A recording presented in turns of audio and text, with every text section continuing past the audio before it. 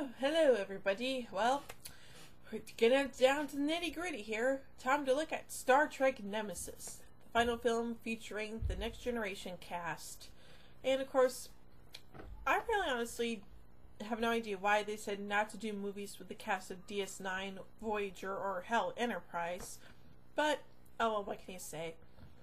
So anywho, basic plot of Star Trek Nemesis is that it's Troy Riker's wedding. Yay! Then after that, the Enterprise then picks up several positronic signatures, which means, yep, there's an android down there on the planet. Of course, Picard, Data, and Worf then go down in the Argo, and of course they find the remains of, well, of course, an android whose name is B4. And of course, then they get a message from Admiral Catherine Janeway, of all people. And of course, Picard then gets the assignment to go off to the neutral zone to meet up with Shinzon of Remus, who has now become the new praetor of the Romulan Star Empire. Of course, when Picard and the crew meet up with Shinzon, they find out that he's not actually a Reman, but he's actually a human, or to be more specific, a clone of Picard. Interesting, isn't it? But of course, then Dr. Crusher soon discovers that Shinzon is suffering from a rare genetic disease, which means that he needs Picard's blood in order to survive. So, yeah, that's kind of interesting, don't you think? And also, Shinzon's ship, the Scimitar, has a very good cloak, and it also has a weapon filled with Thalaron radiation, which is almost kind of like the Genesis device from Star Trek II, except that Thalaron radiation can pretty much destroy organic material on contact. Which pretty much means if you're exposed to Thalaron radiation, yeah, you are screwed. So, yeah. Ultimately, Picard figures out what Shinzon is up to, so then he goes off to meet up with some ships from Starfleet, so that way they can kick ass and take names. Oh, yeah. But unfortunately, they get ambushed by Shinzon, and of course this leads to a big battle in the nebula, kind of like Star Trek II. And of course then some Romulans show up to help the Enterprise. Yay! But of course, Shinzon decides, screw it. I'm gonna kill Picard with my Thalaron weapon anyway. So then Picard then goes down to the ship to see if he can stop both Shinzon and the weapon from, well, destroying the Enterprise crew.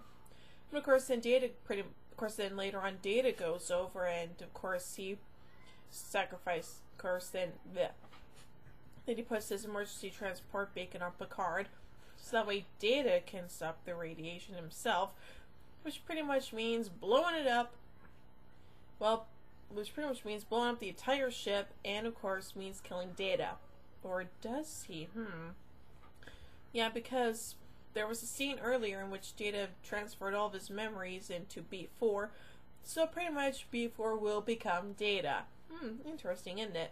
Of course, this was going to lead to a possible sequel, but of course they decided, screw it. We're going to go with a reboot anyway. I mean, yeah, it might happen in 7 years or so, but hey, come on, this is Star Trek. We can do whatever we want with this franchise. So, yeah, that's pretty much the overall plot of Star Trek Nemesis. Also, Riker finally gets promoted to captain and is going to be command of the Titan. Yay! And so, yeah, that's pretty much the basic overall plot of Star Trek Nemesis. And to be honest, I don't really think it's that bad of a movie. I mean, yes, people say it's the other bad Trek film in the series, but to be fair, I don't really think it's all that bad. Okay, I mean, yeah, they could have done some things to it to make it, well, less action-packed, like they did with First Contact or Insurrection. But to be fair, Nemesis to me isn't that bad of a movie. Okay, I mean, I think it's pretty good. I mean, I don't think it's epic, and I don't think it's Star Trek V bad, but I think Nemesis is, I think, probably a combination of Search for Spock and Generations. Okay. So, yeah, that's pretty much my review of Star Trek Nemesis. Now let's look at the film factoids, shall we? Okay, here we go. Okay. Will Wheaton, who played Wesley Crusher, was invited back to the cast by executive producer Rick Berman after Wheaton spoke with LeVar Burton, who played Geordi, on a special Star Trek edition of NBC's The Weakest Link. Wheaton remains in the end titles, although all of his scenes were cut from the final version of the film, and he can only be seen as a non-speaking extra during the wedding scene. Wow. The final film, featuring the cast of Star Trek Next Generation, according to key cast members, as well as the little box office returns, is the lowest grossing Star Trek film in the history of the franchise.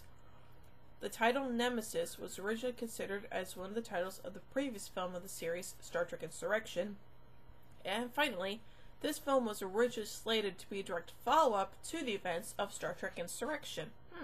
Wow. But yeah, I mean, just the fact that this was like the lowest grossing Star Trek movie is kind of interesting. I mean, seriously, this movie had lots of competition to it. Most notably, Made in Manhattan, Lord of the Rings: Two Towers, and Harry Potter and the Chamber of Secrets. Yeah. Kinda hard to compete with that kind of competition, especially Lord of the Rings and Harry Potter. And of course, like I said before, this film was directed by Stuart Baird, who is most known for his editing, as well as, of course, editing the very first Christopher Reeve Superman movie. So, yeah. But anywho, that's my review of Star Trek Nemesis. I'll be back in a little while to talk about Star Trek open bracket 2009 close bracket. So, yeah. But anyway, until then, live long and prosper. Peace out. Bye.